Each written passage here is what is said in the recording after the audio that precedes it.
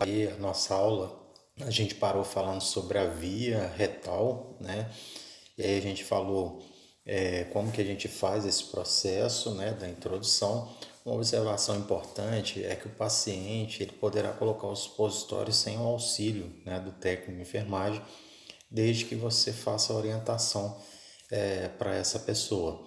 Então, em caso de criança ou adulto incapacitado para retê-lo, você vai comprimir levemente, né, as nádegas do bebê, né, ou do adulto para evitar o retorno do supositório. É necessário colocar a comadre, né, ou encaminhar o paciente para o banheiro. Então a gente tem aí na foto um exemplo do próprio paciente fazendo a administração do supositório por via retal. Então, se for feito orientado, se o paciente não quiser passar pelo procedimento feito pelo técnico, assim poderá ser feito por ele sob orientação. Nós temos a via vaginal, né, que é a introdução do medicamento no canal vaginal. O medicamento pode ser introduzido sob a forma de creme, ou gel, ou comprimido, ou óvulos. E o material é luva de procedimento, né, e o aplicador vaginal e o medicamento. Né? Então, a aplicação é feita dessa maneira, orientada, né? Claro que quando o paciente não é capaz de fazer sozinho, o técnico de enfermagem vai ser o profissional responsável por fazer a administração do medicamento por via vaginal. E aí algumas informações, procedimento, explicar o procedimento ao paciente, organizar todo o material e levar ao leito, lavar as mãos e calçar as luvas, né? Cercar o leito com biombo, já que você vai ter exposição, né, da parte genital do paciente, então a gente tem que resguardar a privacidade do paciente. Colocar o paciente na posição ginecológica, colocar o medicamento no aplicador próprio, né? E com o auxílio da gase afastar os pequenos lábios, né, com os dedos indicador e polegar e aí fazer a introdução do medicamento por via vaginal. Introduzir delicadamente o aplicador, né, aproximadamente 5 centímetros em direção ao sacro, para que haja na parede posterior da vagina, pressionar o êmbolo, né, retirar o aplicador e pedir ao paciente que permaneça nessa posição de decúbito dorsal, ou seja, na posição com a barriga para cima, por 15 minutos. Colocar um absorvente e providenciar a limpeza e ordem do material, retirar as luvas e depois fazer a anotação no prontuário. Via nasal, pessoal, consiste em administrar na mucosa nasal um medicamento líquido ou pomada, né? O material vai ser luva de procedimento, a medicação e a gase. E aí a gente vai explicar como que é feito. Então, levar o material, vou explicar ao paciente, vou lavar as minhas mãos, solicitar que faça higiene nasal, né? Inclinar a cabeça para trás em hiperextensão, né? A posição da cabeça normal é essa, a hiperextensão. Eu jogo a minha cabeça toda para trás e aí você pinga o medicamento na parte superior, na cavidade nasal, evitando que o frasco toque na mucosa. E aí eu vou solicitar ao paciente que permaneça nessa posição por alguns minutos, tá certo? Então, pinguei, pessoal, o medicamento, ele vai ficar com a cabeça em hiperextensão e a gente faz ali a administração evitando com que o medicamento, o frasco, encoste na mucosa nasal. Então, depois de providenciar a limpeza, né, e ordem do material, lavar as mãos e anotar lá o cuidado prestado. A via parenteral, pessoal, essa é a via um dos procedimentos mais invasivos que o técnico de enfermagem faz, é a administração de injetáveis, né, pela via intradérmica, subcutânea, intramuscular e endovenosa. Então, utiliza-se agulha, seringa e medicamentos esterilizados, seguindo as técnicas padronizadas. Não para cada via dessa a gente tem uma forma, uma técnica diferente de realização. Tá? Então, a via parenteral, pessoal, quais são as vantagens? A disponibilidade é mais rápida e mais previsível. Então, isso é encontrado principalmente nos tratamentos de emergência, né? E também na administração aí das vacinas, sempre por via parenteral. Então, Então, quais são as desvantagens, pessoal? Pode ocorrer uma injeção intravascular acidental, né? Pode vir acompanhada de forte dor, porque dói, né, a injeção. E às vezes é difícil para o paciente injetar o fármaco em si mesmo, se for necessária a automedicação. E geralmente os injetáveis são medicamentos com maior custo, se a gente for comparar com outros medicamentos de uso oral.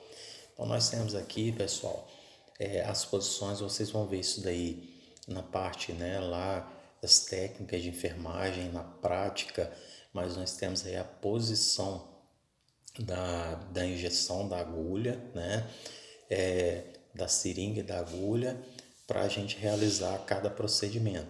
Então nós temos a intramuscular, né, a posição vai ser a 90 graus. Quando você quer a intradérmica, né, aliás, a subcutânea, ela tem a 45 graus, e a intradérmica, ela é a 15 graus, que você coloca a posição aí do injetável. Isso vocês vão ver na aula prática, tá, pessoal? Então, a via intradérmica é uma via restrita, né? Tem pequenos volumes, né? Então a intradérmica ela vai no máximo de 0,1 a 0,5 mililitros. Então é usada em reações de hipersensibilidade, né? Provas de PPD, provas alérgicas, aplicação de vacinas como a PCG. Então ela é uma técnica, pessoal, bem chatinha, né, de fazer, mas com a prática vocês vão aprendendo a realizá-la aí. Então, nós temos aqui a via intradérmica, o local mais apropriado é a face anterior, né, do antebraço. Então, a face anterior do antebraço é o local onde é pobre em pelos, né, possui pouca pigmentação, possui pouca vascularização e é de fácil acesso à leitura. Então, nós temos aí um exemplo da intradérmica sendo aplicado, por exemplo, nos testes alérgicos, é feito nessa região anterior do antebraço, esse procedimento. Já a BCG é feita nessa região, né? E aí a gente, para cada função, né, para cada tipo de ação que se espera, ela pode ser realizada em um local diferente. Então, nós temos a via subcutânea, pessoal. Então, a via subcutânea, a medicação é introduzida na tela subcutânea, né, na hipoderme. Lembra que a gente aprendeu, né, as camadas da derme? Nós temos a derme, nós temos a hipoderme. Então, nós temos a hipoderme, a derme, né? E aí, aliás, nós temos a derme e a hipoderme. Então, essa região subcutânea chamada de hipoderme é onde a gente vai fazer a injeção desse medicamento. Então, a absorção dela é lenta, através dos capilares, ocorre de forma contínua e segura. Então, o volume não pode ultrapassar 3 ml, né? Então, ela é usada para administração de vacinas como a rábica, né? E sarampo, anticoagulante como a heparina e hipoglicemiantes como a insulina. Então, a insulina ela é subcutânea, né? E aí você vai fazer a introdução da agulha conforme o objetivo que você quer. Então, a via subcutânea a gente aprendeu lá naquela angulação de 45 graus, né? Na via subcutânea, pessoal, a gente tem esses locais, né? Que são geralmente aplicados. Então, se você quer introduzir um medicamento em velocidade média, como o caso da insulina, geralmente procura essa região. Agora, se o paciente está lá com a glicose muito alta, se você quer uma ação mais rápida, você vai fazer na região do abdômen.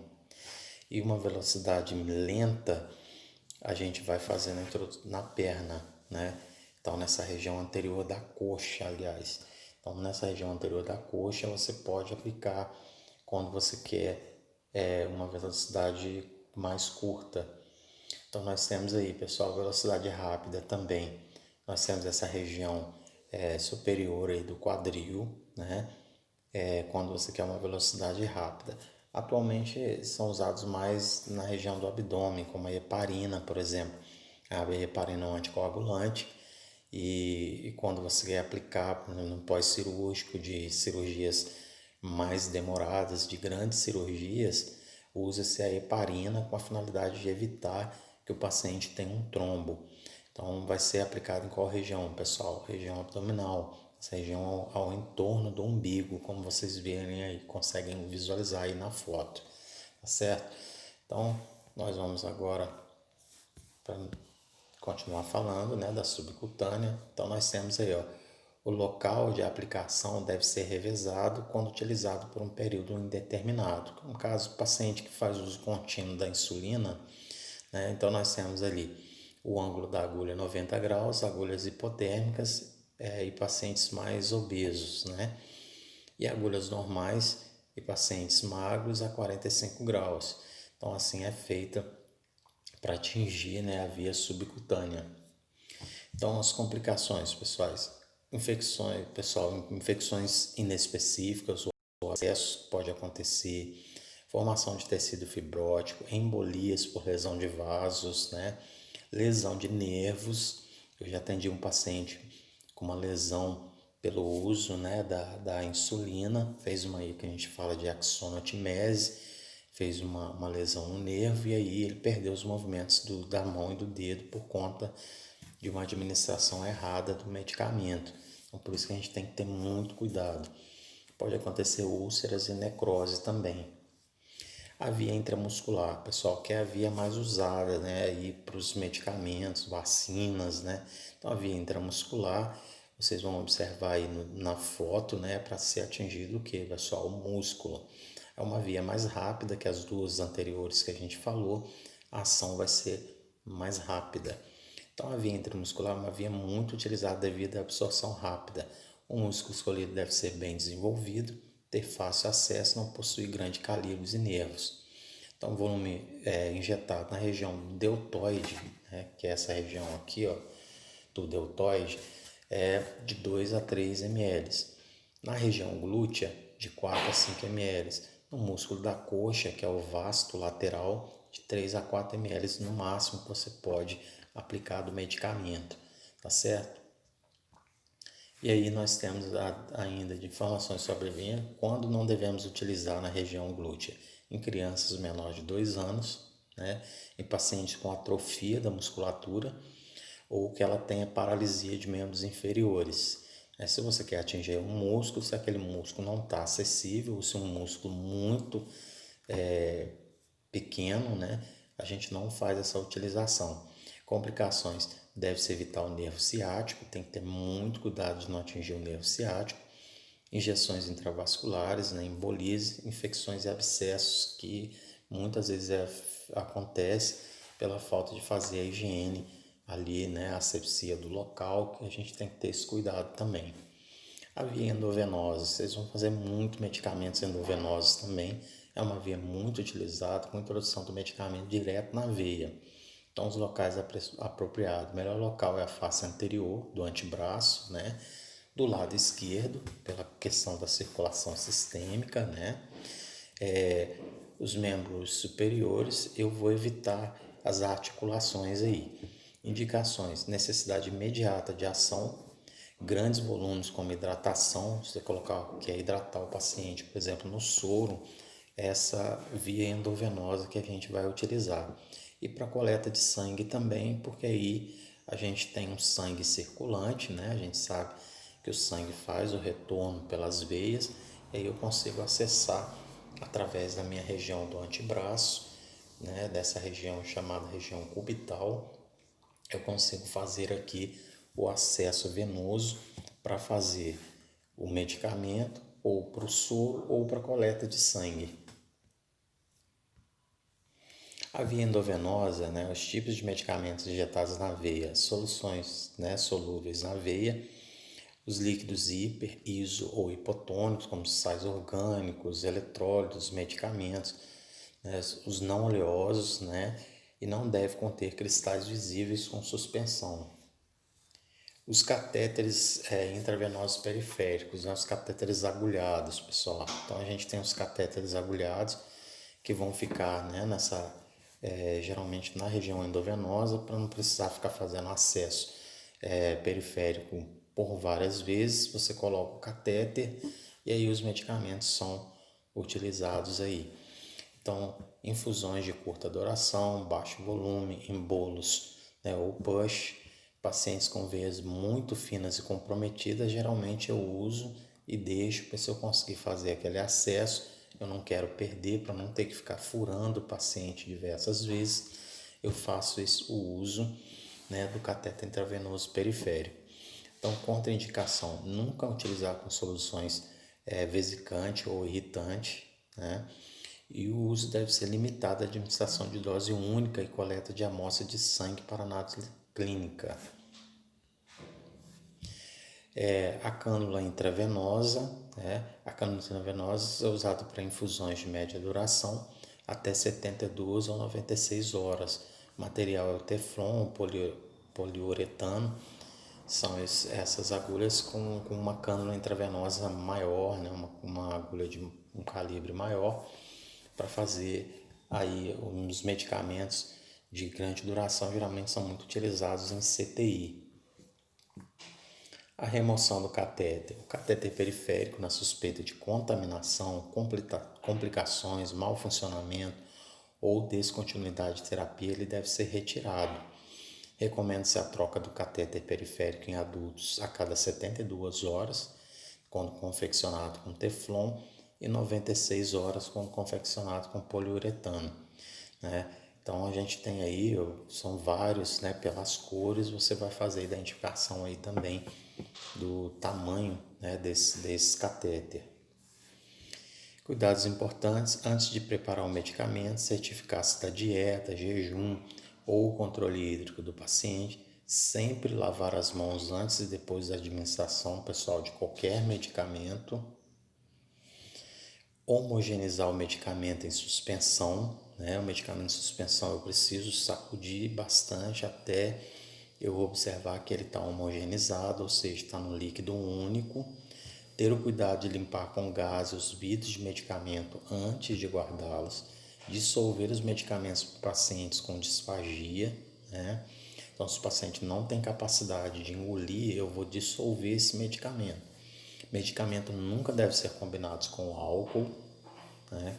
Hoje, atualmente, nem faz muita asepsia com álcool, faz asepsia e logo depois você faz o medicamento. Tem que fazer ali, aguardar ali o momento certo, né, para fazer a administração.